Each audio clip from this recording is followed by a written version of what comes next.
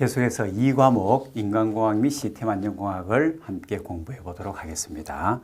21번 문제부터 한번 시작해 볼게요.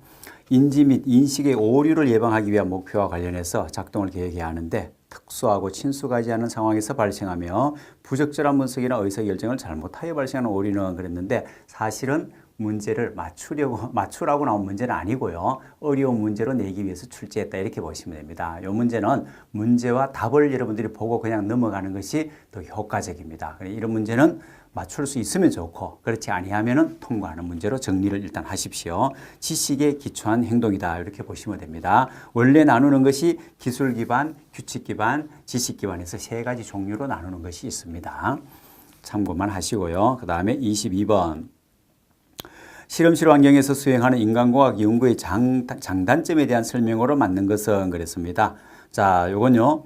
변수의 통제가 용이하다 하는 겁니다. 실험실 연구의 특징을 참고로 보시되 이 문제 또한 출제 빈도가 높은 건 아닙니다. 전체적으로 다 정리하시고 그럼 제가 인간공학이 좀 새롭게 과목으로 등장하고 있는 내용이거든요.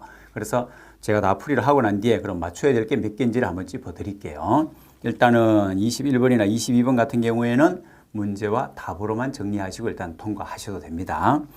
그 다음 23번 유해위험 방지 계획서의 제출 대상 사업은 해당 사업으로서 정기 계약용이 얼마 이상 반드시 맞춰야 되죠. 이런 문제는 그죠. 300kW 이상 되는 13가지 업종에 해당이 됩니다. 그죠. 그리고 유해위험 방지 계획서가 나오면 항상 같이 정리를 하고 가셔야 된다 그랬죠. 제가 업종, 기계기구 설비, 건설공사 이 세 가지로 크게 나눈다 하는 거. 그래서 해당되는 대상들. 그러면 업종 쪽에서는 300kW만 알면 된다 그랬고요. 전기 계약 용량. 기계기구 설비는 당연히 종류를 5가지를 알아두셔야 되고요. 뭡니까? 허가받은 화가의 용건이 무엇이냐 이렇게 외웠던 거죠. 그죠?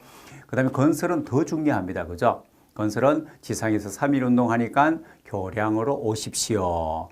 연 5천원 냉랭한 거하고 다발용 댐이 있어 천만 다행은 좀 복잡하더라도 놔두고라도 터널에 굴이 열립니다 하는 것까지 해서 총 4가지는 반드시 알아두자 라고 말씀을 드렸습니다. 그리고 업종과 기기구 설비는 제출 기간이 15일 전까지 어디에다가요? 산업안전공단에 2부를 제출하고 건설공사는요 착공 전날까지 하면 되죠. 그러면 유해위험 방지 계획서가 함께 공부했던 공정안전보고서는 며칠까지요? 30일 전까지.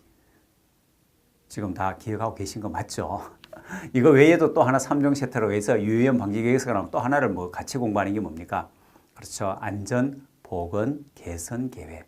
첨부 서류와 대상 사업장을 꼭 정리해야 됩니다. 그죠? 자, 이 문제를 풀 때쯤이면 여러분들이 마무리 정리하는 단계이기 때문에 하나만 문제를 푸는 것이 아니고요. 관련 내용들을 다 한 번씩 점검을 하고 가는 게 좋다 그랬죠.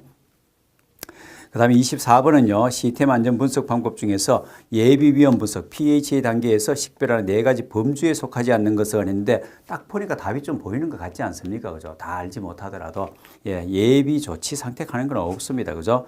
해설에 나와 있듯이 파국적부터 시작해서 중대, 그 다음에 한계적, 그 다음에 무시 가능까지.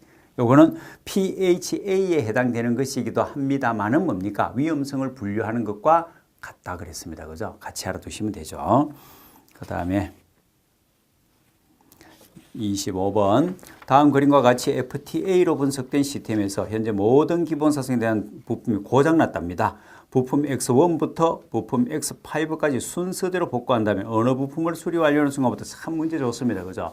이런 문제는 지금 이 FTA에 대해서 완벽하게 이해를 하고 있느냐 없느냐 하는 왜냐면요. 완벽하게 이해를 하고 있지 아니할 경우에는 사실은 이런 응용된 문제를 해결하기가 힘들거든요. 이런 문제를 하기 위해서 우리는 수업 시간에 굉장히 꼼꼼하게 공부를 했습니다. 그죠? 자, 같이 한번 볼게요. T에서 내려와가 뭐 다 알고 계시지만 이런 건 이제 요령이 필요하지 않습니까? 그죠? 오화 게이트고. 자, 전체가 다 오화 게이트입니다. 그죠? 자, X, 여기 중요합니다. X3, X5, X1, X4, 그 다음에 X1, X2, X3 이렇게 돼 있다. 그죠? 자, 전체가 다 고장이 났습니다. 그리고 위에 FT에서는 항상 이게 뭡니까?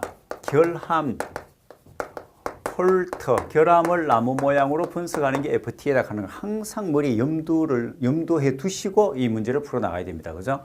자, 그러면 이제 X1부터 순차적으로 정비를 한다고 고친다고 얘기했으니까 X1을 고쳤다고 합시다. 그럼 X1은 이제 결함이 아닌 거죠. 그죠? 그런데 X2와 X3는 아직도 결함의 원인이 되는 겁니다. 그죠? 얘 X1은 여기서 벗어났지만 고쳤지만 2, 3 때문에 오화 게이트니까 요게 발생을 합니다. 그죠?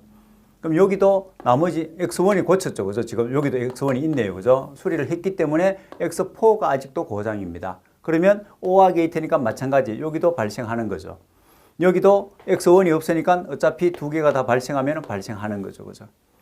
따라서 뭡니까? 하나, 둘, 세 개가 다 발생했기 때문에 엔드 게이트라서 어차피 전체적인 탑사상의 결함은 발생하게 됩니다. 그죠? 그래서 X1만 고쳐가지고는 이 사고를, 이 결함을 예방할 수가 없다 하는 판단이 있어죠. 그죠? 다시 S2로 갑니다. 요 놈을 또 수리를 완료했습니다. 그랬는데 요걸 수리하고 나니까 X3가 아직도 발생했습니다. 그러면 오화 게이트니까 하나만 발생하면 되죠. 그죠? 또 여기 발생합니다. 여기는 X2가 없으니까 여전히 발생하게 되고요. 여기도 X2가 없으니까 여전히 발생하고요. 세 개가 다 발생했으니까 엔드 게이트니까 출력 사상이 나타나는데 아무런 지장이 없습니다. 그죠? 그러면 탑 사상이 결함이 또 발생합니다. 아직도 안 고쳐진 거죠. 그죠? 그래서 X3로 갑니다. X3를 수리를 완료하고 나니까 어떻게 됩니까? 이 세 개가 다 발생 안 하는 거죠. 발생 안 했으니 이제 첫 번째로 이게 발생 안 합니다.